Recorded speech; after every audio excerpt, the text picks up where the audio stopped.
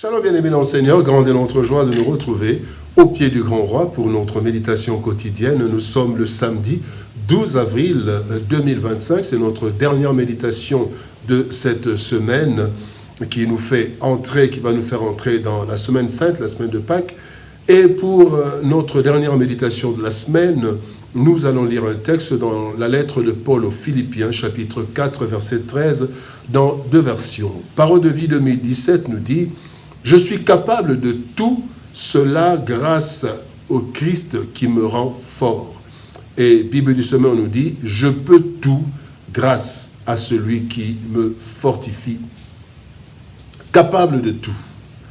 Capable de tout, tel est le thème de notre méditation de ce samedi 12 avril 2025. Bien-aimés dans le Seigneur.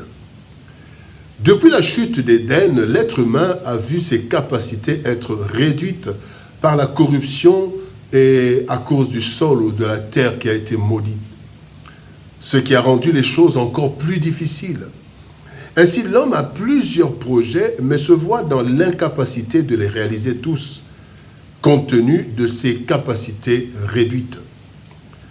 Devant cette réalité, certains recourent malheureusement à des pratiques et des forces obscures, conduisant à beaucoup de malheurs. Le verset de ce jour, bien-aimé, nous révèle une vérité réconfortante. Nous sommes capables de tout grâce au Christ. En effet, notre nouvelle identité en Christ nous confie des capacités supplémentaires pour vivre dans ce monde aux défis multiples et accomplir fidèlement notre tâche d'enfant et de serviteur de l'Éternel Tout-Puissant. Voici quelques leçons que nous tirons de notre verset du jour. Première leçon, mission impossible. Mission impossible. Dans Luc chapitre 10, verset 3, Christ dit à ses disciples, « Partez, voici je vous envoie comme des agneaux au milieu des loups. » Cette déclaration du Christ est un avertissement par rapport aux réalités de ce monde. Un monde beau à vue d'œil, mais rendu dangereux par la méchanceté des humains et du diable. En effet, deux versets entre autres, nous montrent l'aspect dangereux du monde dans lequel nous devons vivre et servir le Seigneur en vue du salut de tout être humain.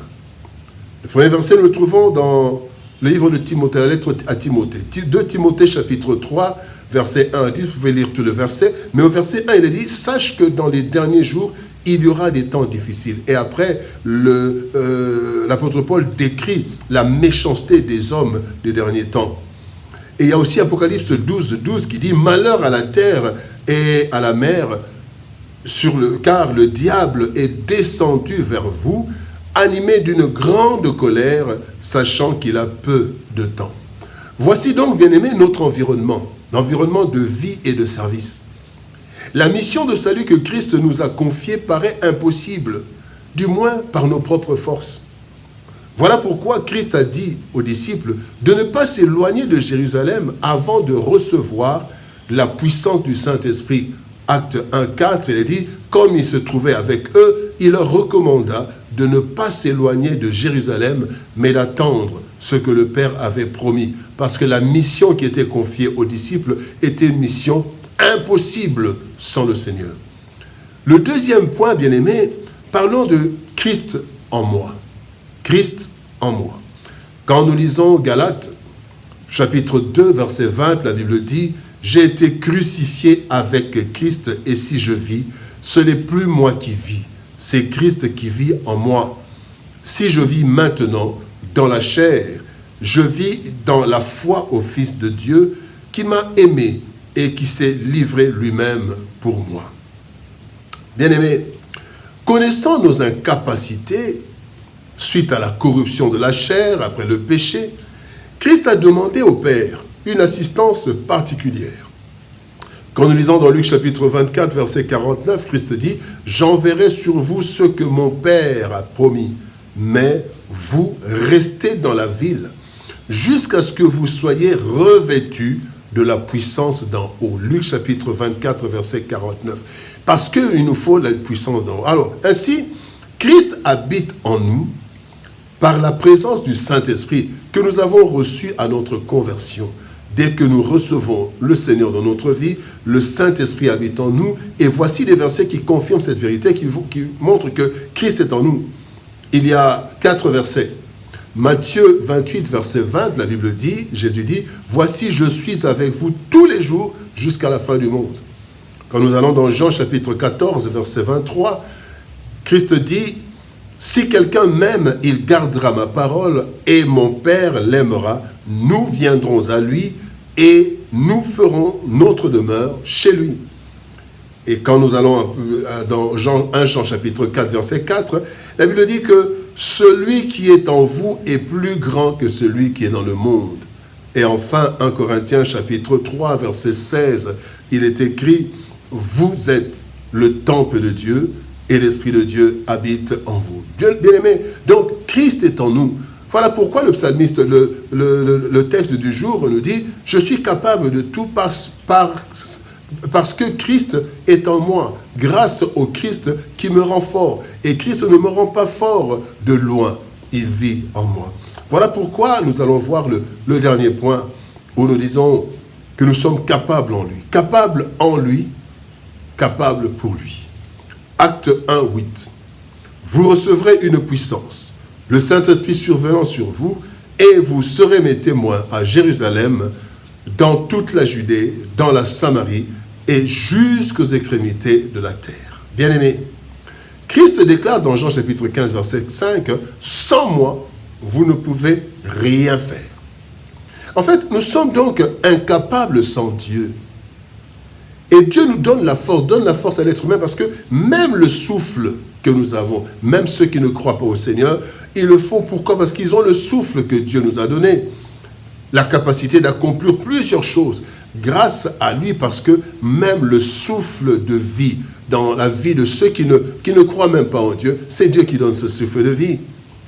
Et lorsque, étant en Christ, étant devenu chrétien, lorsque nous vivons dans une relation et une communion satisfaisante, bien-aimés, alors c'est là que nous devenons capables de tout, grâce au Christ qui nous en donne la force.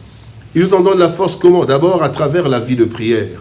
Dans Jean chapitre 14, verset 13, Christ dit, « Tout ce que vous demanderez en mon nom, je le ferai, afin que mon Père soit glorifié dans le Fils. » Afin que le Père soit glorifié dans le Fils. Le deuxième texte, bien-aimés, nous devenons capables de tout à travers notre foi, une foi dépourvue de doute.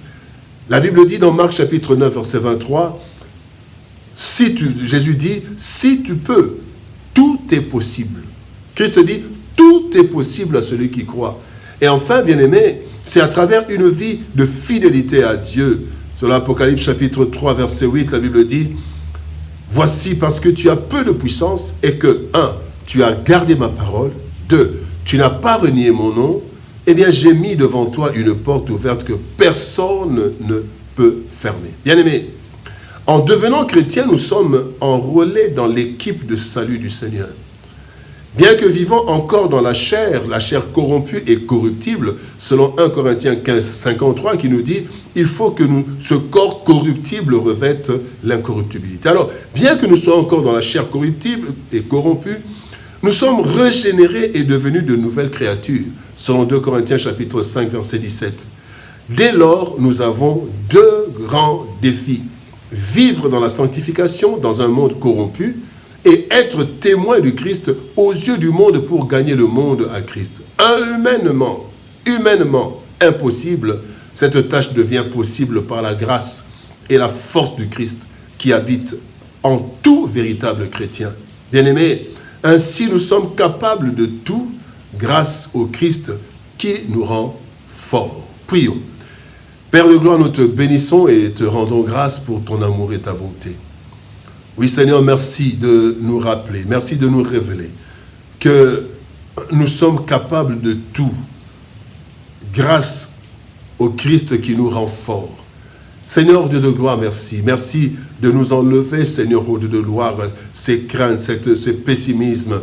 Seigneur Dieu de gloire, ces craintes devant les défis que nous avons. Parce que, Seigneur, avec toi, nous ferons des exploits.